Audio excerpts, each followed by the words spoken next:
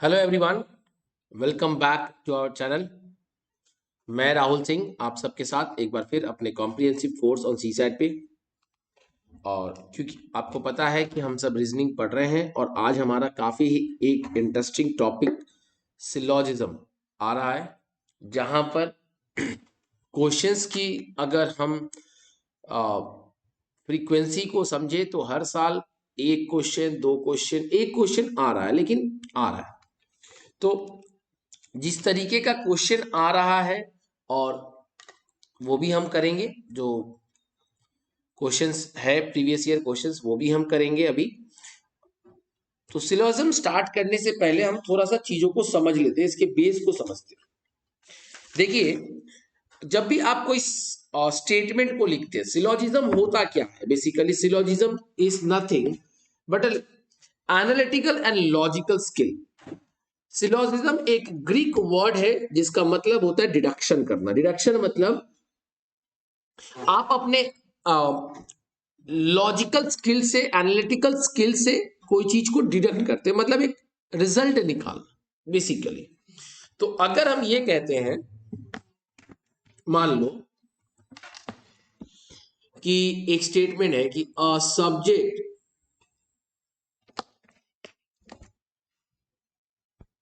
एक second, I guess कुछ press हो रहा है। अभी ठीक है, आखिर हो क्या? Just a minute please. चलो अभी ठीक है। स्टेट सामने कुछ आ रहा था इसीलिए प्रॉब्लम।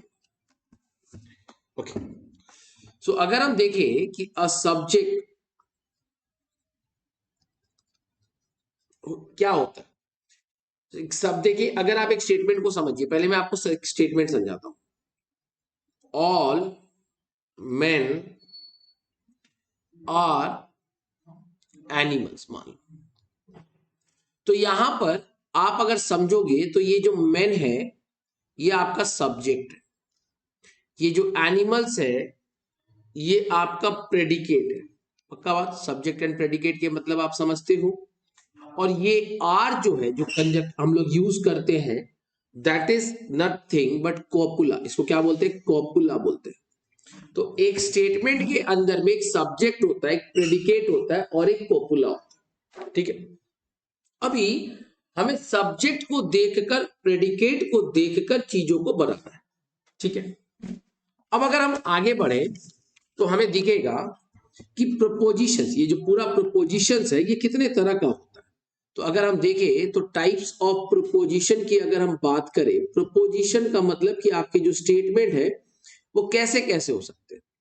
तो दो तरीके के प्रपोजिशन हो सकते हैं, एक यूनिवर्सल प्रपोजिशन और एक होता है particular preposition.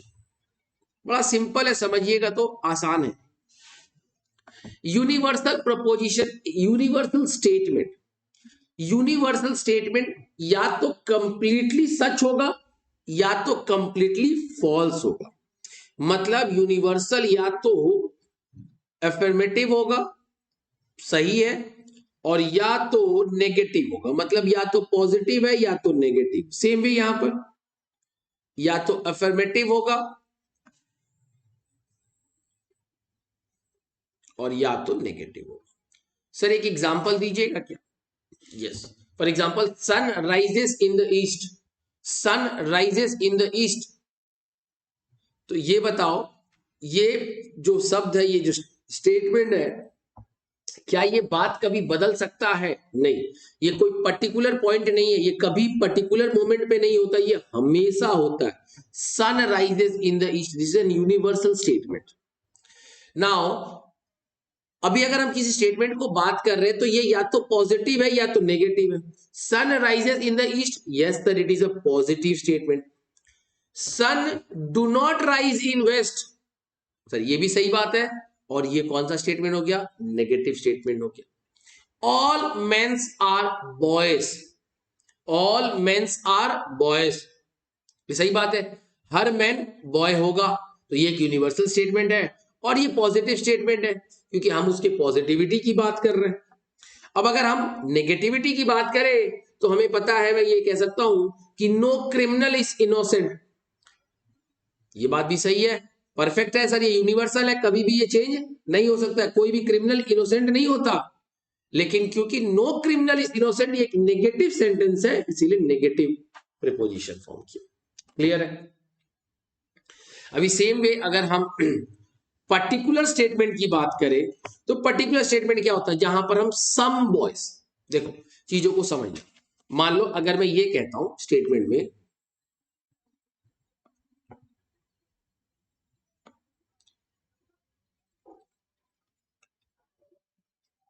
all boys are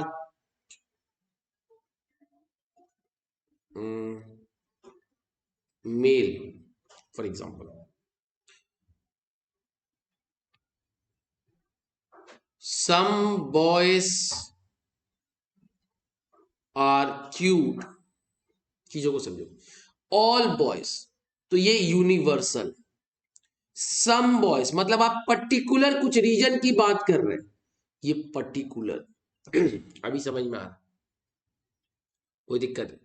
जब ऑल बॉयज की बात करेंगे, जब मैं ऑल की बात करूंगा तो हमारा वेन डायग्राम क्या होगा, all boys are male, Venn diagram कुछ ऐसा होगा, सारे बॉयज जो होते हैं वो मेल होते हैं। सम बॉयज आर क्यूट मतलब सारा बॉयज में से कुछ इलाका क्यूट है, ये सुनो, क्या मेरी बात समझ में आ रही है? For example if I am telling no boys are cute, मतलब बॉयज जो है वो क्यूट नहीं है, यानी इनका वेन डायग्राम कुछ ऐसा होगा, अलग अलग, इनके अंदर कुछ भी कॉमन नहीं है, सब कुछ कॉमन है तो पूरा सर्कल के अंदर आ जाएगा, कुछ कॉमन है तो कुछ पोर्शन कॉमन करेंगे। Hope it is clear.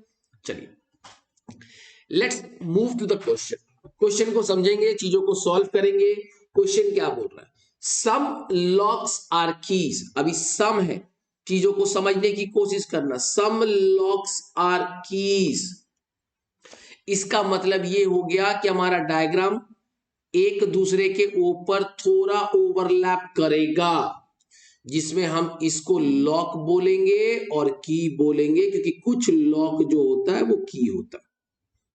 अभी क्या बोला, all keys are made of metal. अच्छा अब ये बताओ, तुम्हारा सवाल, मेरा सवाल आपसे ये है कि की के अंदर में जैसे ये डायग्राम बनेगा, बाहर की होगा अंदर मेटल होगा, या बाहर मेटल होगा और अंदर की होगा, ये समझना बहुत जरूरी है। सर मेटल बहुत बड़ा रीजन होता है, मेटल एक बहुत बड़ा एरिया कवर करता है, मेटल तो क्या बोला, मेटल का एक पार्ट या मेटल के कुछ पोर्शन की बनाने में यूज होता है, यही तो लॉजिक है। यानी all keys are made from metal, तो all keys are made from metal, तो कीज तो यहीं पे आएगा ना, यस और नो? तो मैं यहाँ पे कीज लिख सकता हूं, मेटल लिख सकता हूं, क्या मेरी बात समझ में आ रही है? अभी क्या बोला, सब मेटल्स आर हार्ड, तो अभी मेटल्स और इसमें अगर बात करें हार्डनेस की बात करें तो सम रीजन इज हार्ड, यही बोल रहा है ना, लॉजिक समझ में आ रहा है? सम का मतलब पूरा इलाका नहीं, थोड़ा इलाका, ऑल मतलब पूरा। अभी कंक्लूजन को पढ़ेंगे, क्वेश्चन में क्या बोल रहा, ऑल लॉक्स आर की, क्या सारे लॉक्स की होते हैं? No sir. All keys are hard, keys hard हो ऐसा कोई जरूरी नहीं है। सम लॉक्स आर हार्ड, जो लॉक्स है वो हार्ड हो ये भी कोई जरूरी नहीं है। सम लॉक्स आर की, that is okay, all keys are metal, that is okay, some metals are hard, that is okay, but it is not meaning that keys will be hard or key locks will be hard, ऐसा कोई जरूरी नहीं है, अगर रहता तो statement में आपको बता देता, इसका मतलब कोई भी स्टेटमेंट सही नहीं है, answer is none of this. Hope it is clear. Diagrams बनाएंगे, डायग्राम्स के हिसाब से सम्स करेंगे, और हम वेन डायग्राम आपको बहुत अच्छे से समझाए। आइए क्वेश्चन को देखेंगे। Examine the following statements. Only those who have a pair of binoculars can become the members of the bird watchers club. बोला जिसके पास बाइनाकुलर होगा वही बर्ड वाटर क्लब का मेंबर बनेगा। अब मेरे को आप एक बात बताओ, क्या सब जिसके पास बाइनाकुलर होगा सब बर्ड वॉचर क्लब बन जाएगा क्या? नहीं। बोला जिसको बर्ड वॉचर क्लब का मेंबर बनना है उसके पास बाइनाकुलर होना चाहिए। बात समझ में आ रहा है? चीजों को प्लीज एक बार देखिए। जिसके पास बाइनाकुलर है वही क्लब का मेंबर बनेगा। कौन सा क्लब? Bird watcher club. तो जो बर्ड वॉचर क्लब के मेंबर होंगे उनके पास बाइनाकुलर का होना जरूरी है, लेकिन जिनके पास बाइनाकुलर हो वो बर्ड वॉचर का मेंबर बने ऐसा कोई जरूरी नहीं है। तो बर्ड बाइनाकुलर बढ़ा जाएगा, बर्ड वॉचर कहीं अंदर आएगा। मैं शॉर्ट में लिख दे रहा हूं, कोई दिक्कत नहीं। आइए नेक्स्ट क्या बोला। Some members of the bird watcher club have cameras. Bird watcher club के कुछ मेंबर्स के पास कैमरा है, यानी यहां पे कुछ इलाके के पास कैमरा है। अब जिसके पास कैमरा होगा क्या उसके पास बाइनाकुलर होगा? अरे भैया, अगर आपको मेंबर बनना है तो बाइनाकुलर होना चाहिए। जो मेंबर है उसके कुछ लोगों के पास कैमरा है, तो जिसके पास जो मेंबर्स है उसके पास बाइनाकुलर तो है, कैमरा भी है। इसीलिए दिख रहा है कि कुछ इलाका बाइनाकुलर और कैमरा का कॉमन हो गया। आगे, those members who have camera can take part in photo contest. अब एक बात बताओ, जिसके पास कैमरा होगा वही फोटो कंटेस्ट में जाएगा, यस और नो? तो क्या मैं ये कह सकता हूं कि जिसके पास कैमरा है वो फोटो कंटेस्ट में जाएगा? पक्का है ना? ये बात क्लियर है? मतलब कैमरा अगर आपके पास है तो आप फोटो कंटेस्ट में जाएंगे। आगे बढ़ते हैं, क्वेश्चन को पढ़ेंगे। All those who have a pair of binocular are members of the bird watcher। नहीं, मैंने कभी कहा था कि बाइनाकुलर एक कंडीशन है जो बर्ड वॉचर के पास होना चाहिए, members of a bird watcher club के पास होना चाहिए। बट ऐसा कहीं नहीं बोल रहा है कि जिसके पास बाइनाकुलर होगा वही बर्ड वॉचर, वो बर्ड वॉचर का भी मेंबर होगा, ऐसा कोई जरूरी नहीं है। हर बैचलर यूपीएससी नहीं कर सकता, लेकिन हर यूपीएससी बैचलर होना चाहिए। आप लॉजिक समझ रहे हो? All members of the bird watcher club have a pair of binocular. हाँ, ये बात सही है। जो बर्ड वॉचर का मेंबर है सारे मेंबर्स के पास बाइनाकुलर होना चाहिए, लेकिन सारे बाइनाकुलर्स वाले बर्ड वॉचर क्लब के मेंबर बने ऐसा कोई जरूरी नहीं है। तो पहला स्टेटमेंट तो रॉन्ग है, दूसरा स्टेटमेंट सही है। फिर भी हम आगे देखेंगे। All those who take part in photo contest are members of the bird watcher club. क्या जितने आदमी फोटो कंटेस्ट में आ रहे हैं क्या वो बर्ड वॉचर क्लब के मेंबर है? नहीं। ये इलाका ऐसा है जो फोटो कंटेस्ट तो है लेकिन बर्ड वॉचर में नहीं है। तो आंसर इज ऑप्शन नंबर 2। अभी पॉइंट डी क्यों पढ़ेंगे जब ऑप्शन बी सही है? तो क्या मेरी बात समझ में आ रही है आपको? Okay, next, examine the following statements. All fruits are vegetables. All fruits are vegetables. Some fruits are not vegetables. Fruits are not vegetables. Some fruits are vegetable. इस पे काफी क्वेश्चन पूछता है। अभी अगर मैं देखूं all fruits are vegetable, अब आप मेरे को ये बताइएगा कि जो डायग्राम बनेगा ये तो आप समझ गए कि सर all है, तो वेन डायग्राम आपका जो बनेगा पहले वाले में कुछ ऐसा बनेगा। ये बात तो आप समझ रहे होंगे, यस और नो? बट हमने कहा था ना ऑल फ्रूट्स, सारे फ्रूट्स वेजिटेबल होते हैं, यानी फ्रूट अंदर वेजिटेबल बाहर, फ्रूट अंदर वेजिटेबल बाहर, पहला statement. Some fruits are not vegetable. अच्छा एक बात समझो, क्या मैं इसको ऐसे लिख सकता हूं कि सम फ्रूट्स आर वेजिटेबल्स? दोनों का मतलब तो सेम ही हुआ ना मेरे भाई। कुछ फ्रूट्स देखो, समझने की कोशिश करना। मान लो ये वेजिटेबल है, तो मैं कहता हूं कि कुछ फ्रूट्स जो है वो वेजिटेबल है और ये फ्रूट है। क्या इस बात से सहमत हो? तो मैं ये कह दिया कि सम फ्रूट्स आर वेजिटेबल्स, ये बात सही है। अब अगर मैं ये कहूं कि कुछ फ्रूट्स, यानी ये जो इलाका है, ये जो फ्रूट्स है, ये वेजिटेबल्स नहीं है, दोनों केस में डायग्राम सेम बना कि नहीं बना? आप चीजों को समझने की कोशिश करिएगा, मैं तुमको फिर से दिखाता हूं। ये है मेरा वेजिटेबल, बोला ये vegetable, some fruits are vegetables, मतलब ये फ्रूट्स, यानी कुछ फ्रूट्स ऐसे हैं जो वेजिटेबल, पक्का बात?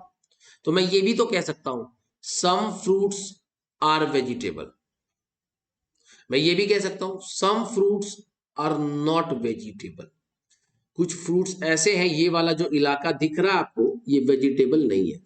और मैं ये भी लिख सकता हूं कि some vegetables are not fruit, ये जो फ्रूट्स वेजिटेबल्स वाले इलाके हैं वो फ्रूट्स नहीं है। क्या इस बात से आप सहमत हो? तीनों सिचुएशन में मतलब सेम है, खाली बोलने का तरीका बदला, डायग्राम सेम। सेकेंड वाला क्या कहा? Some fruits are not vegetable, मतलब डायग्राम कुछ ऐसा होगा, फ्रूट्स वेजिटेबल, जिसको पहले रखना रख दो, कोई दिक्कत नहीं। फ्रूट्स आर नॉट वेजिटेबल्स मतलब नथिंग इज कॉमन, तो डायग्राम आपका कुछ ऐसा बना। सम फ्रूट्स आर वेजिटेबल, अभी मैंने अभी बताया था कि ये स्टेटमेंट और ये स्टेटमेंट दोनों सेम है, यानी ये भी सेम डायग्राम बनेगा ना? अभी समझ में आया? Which of the following two statements cannot both be true, तो भाई ये सही है तो ये सही है, this two can be true, so this two can not be true, यानी ऑप्शन नंबर 1 और option number 3, 1 and 3 can not be true. Hope it is clear. 2 और 4 तो एक ही मतलब हुआ ना भाई, ये तो मैंने अभी आपको बहुत अच्छे से समझाया। 2 और 4 तो एक ही बात कह रहा है, तो 1 और 3 अलग अलग बात कह रहा है, ये दोनों एक साथ सही नहीं हो सकता। वो कभी कहता है कि सारे फ्रूट्स वेजिटेबल्स हैं और फिर ये भी कहता है कि फ्रूट्स आर नॉट वेजिटेबल, तो ये दो स्टेटमेंट एक साथ सही नहीं हो सकता। So the answer is 1 and 3।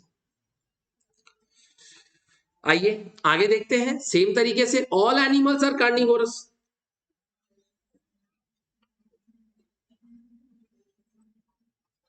ठीक है। Statement 1, some animals are not carnivorous, statement 2 same way, carnivorous animals not, some है तो यही like diagram, animals are not carnivorous,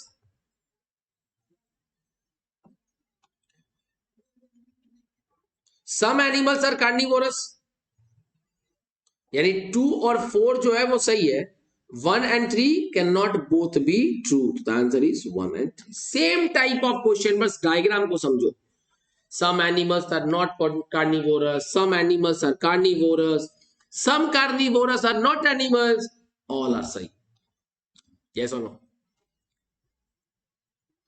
आइए, in each question given below, two statements followed by two conclusions numbered 1 and 2, you have to take the statements to be true even they seem to be at variance with commonly known facts। तो ये सब logic है, बड़ा simple है, ध्यान से सुनना। Give answer, statement को पहले पढ़ेंगे, कंक्लूजन निकालेंगे और फिर बताएंगे कि आंसर क्या होगा ना। सम मेन आर ग्रेट,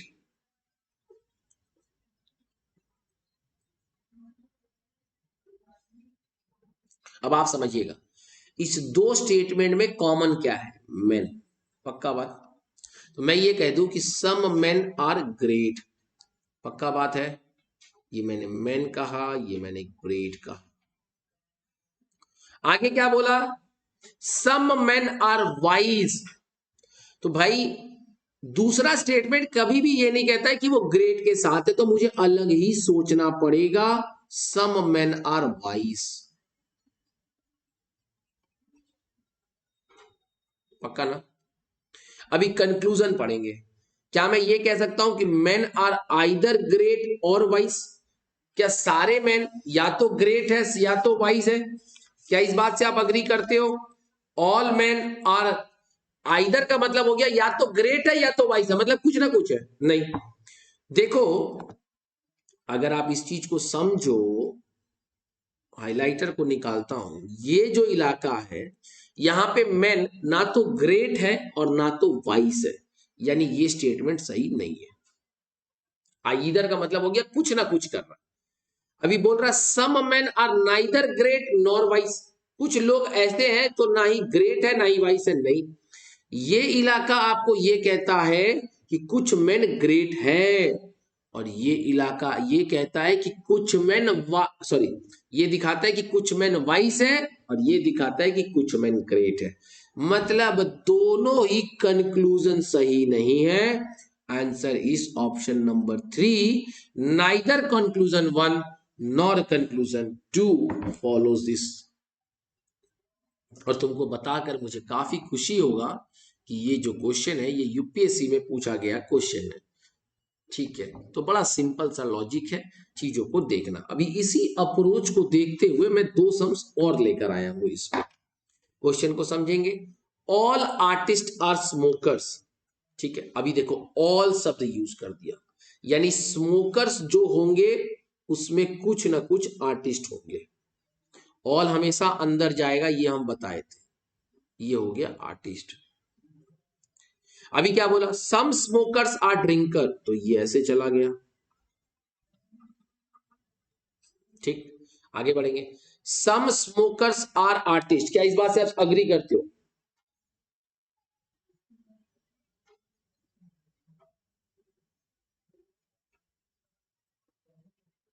पहला स्टेटमेंट क्या कहता है?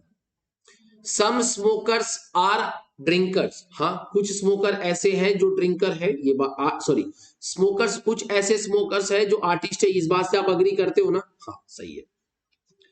Some smokers are there which are artist, क्योंकि all smokers are not artist but all artist are smokers. आप इस लॉजिक को समझिएगा, कंफ्यूजन लग रहा है तो आप ऐसे सोचिएगा कि all bachelors are not UPSC aspirants but all UPSC aspirants are bachelors. यानी बैचलर्स के एक हिस्से यूपीएससी है तो एक अलग भी होंगे, दूसरे अलग भी होंगे। तो क्या बोल रहा है कि सारे आर्टिस्ट जो है वो स्मोकर है, यानी जितने स्मोकर है सब तो आर्टिस्ट नहीं है, कुछ आर्टिस्ट है। Some drinkers are not smokers. Next क्या बोल रहा है, some drinkers are not smokers. कौन सा सही है? सम ड्रिंकर्स, कुछ ड्रिंकर ऐसे हैं, सॉरी कुछ ड्रिंकर ऐसे हैं जो स्मोकर नहीं है। क्या इस बात से आप अग्री करते हो?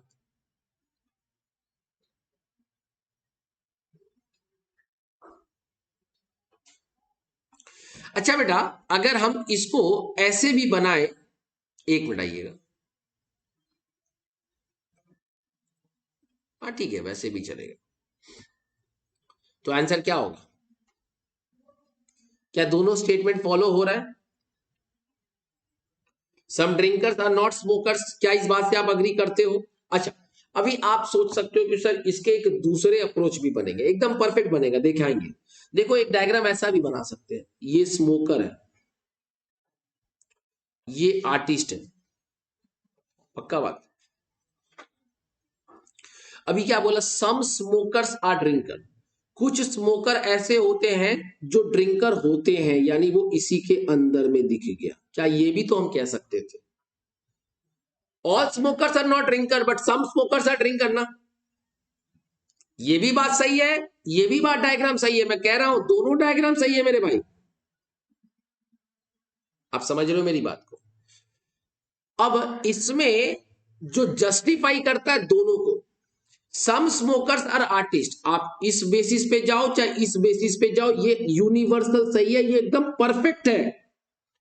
सम ड्रिंकर्स आर नॉट स्मोकर, तो यहां पे तो ये बात अग्री हो रहा है, लेकिन यहां ये बात अग्री नहीं हो रहा, क्योंकि यहां पे दिखा रहा है कि ऑल ड्रिंकर्स आर स्मोकर्स।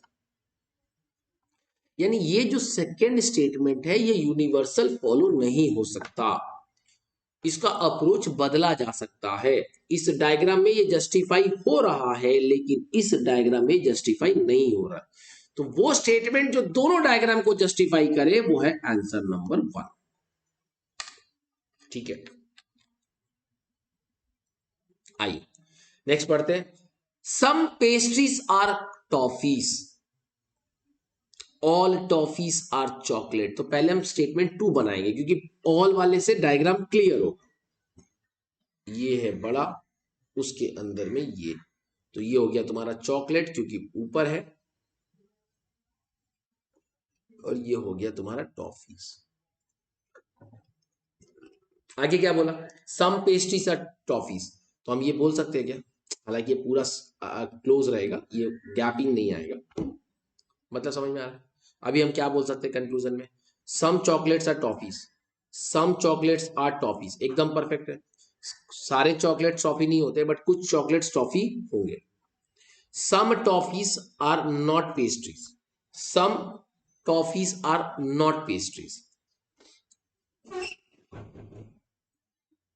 क्या कह रही है, some toffees are not pastry. हाँ ये बात जस्टिफाई हो रहा है, लेकिन फिर अब इसका दूसरा डायग्राम बनेगा क्या, फिर एक दूसरा डायग्राम बना सकते हैं क्या, हम बना सकते हैं ना, chocolate pastry toffee, chocolate toffee, और क्या बोला, some toffees are not pastries, नहीं sorry, all toffees are chocolate हो गया, और फिर बोला सम पेस्ट्रीज आर टॉफीज, यानी ये कुछ ऐसा बना,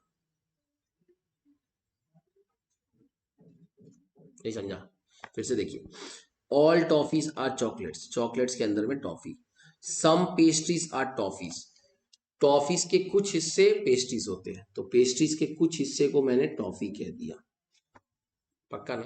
अब आइए तो कंक्लूजन को देखते हैं, सम चॉकलेट्स आर टॉफीज, ये बात तो यूनिवर्सल है, सारे चॉकलेट्स टॉफी नहीं हुए, ये बात तो सही है, तो पहला स्टेटमेंट तो एकदम परफेक्ट है।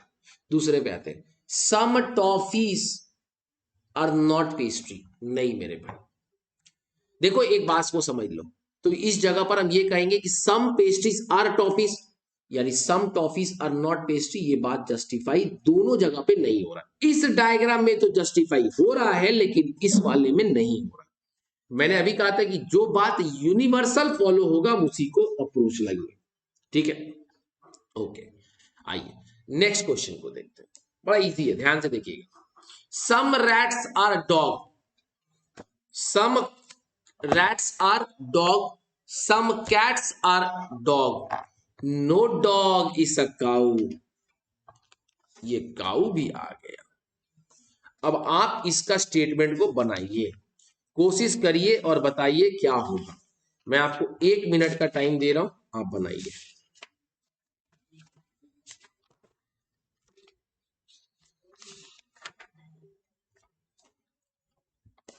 आइए क्या बोल रहे, स्टेटमेंट वाइज चलेंगे। सम रैट्स आर कैट, रही है,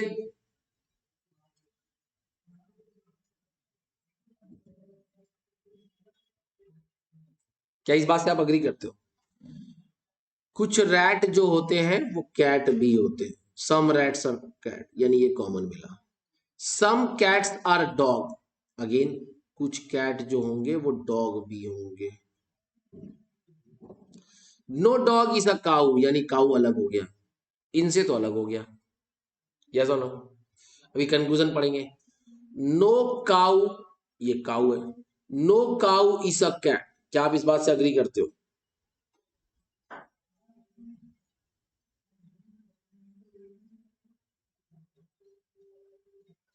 no dog is a rat, क्या आप इस बात से अग्री करते हो, some cats are rats,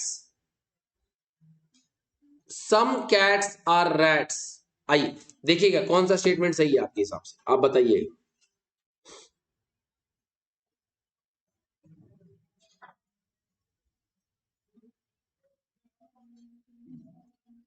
Waiting for your answer, everyone please reply to your answer।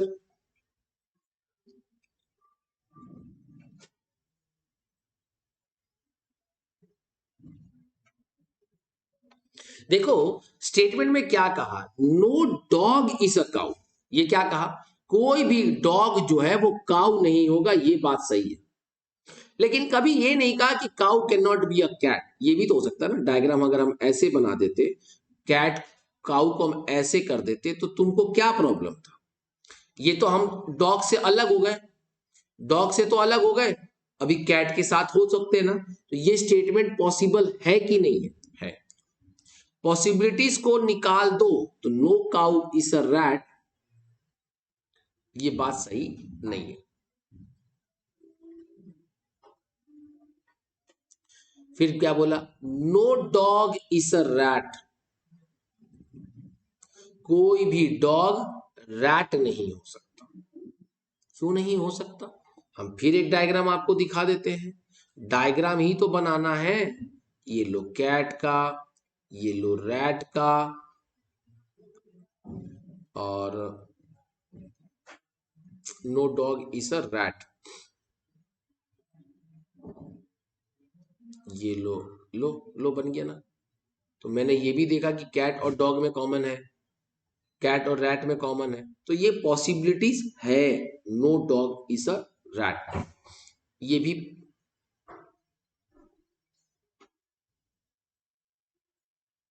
एक सेकेंड, हम इतना दिमाग क्यों लगाएंगे?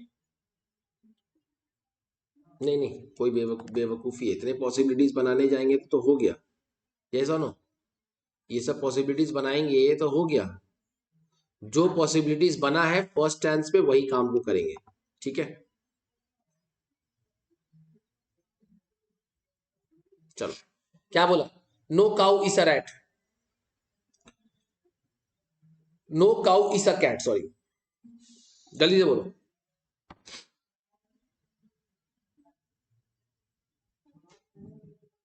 कौन सा कंक्लूजन फॉलो हो रहा है तुमको खुद दिख जाएगा, इधर से देखो, सम कैट्स आर रैट्स, यही फॉलो हो रहा है, सम कैट्स आर रैट्स, सिर्फ एक कंक्लूजन डायग्राम से फॉलो हो रहा है, आंसर इज दिस, सिर्फ 3। भाई यहाँ पे बहुत सारे पॉसिबिलिटीज बन सकते हैं, क्योंकि क्वेश्चन में बोला कि डॉग काउ नहीं होगा, बट काउ कैट हो ही सकता है, डॉग रैट हो ही सकता है, हमको दिए गए स्टेटमेंट को देखकर, दिए गए डायग्राम को देखकर फॉलो करना है। क्लियर है बात? तो आई गेस आपको चीज समझ में आएगी, और ये भी शायद एग्जाम का ही क्वेश्चन है, 2018 या 19 में पूछा था, जहां तक हमें याद है, 18-19 में ही पूछा था। तो बहुत सिंपल लॉजिक पे सवाल पूछता है, देखो एक तो क्वेश्चन का अप्रोच उनका सेम है, देखो यहां पर देखो ना, सेम अप्रोच पे गए कि नहीं गए, तरीका वही रहता है, बस आपको चीजों को समझना है, सॉल्व करना, ठीक है? Thank you so much everyone, please अपना ख्याल रखिएगा, and don't forget to like share and subscribe our channel. Bye bye.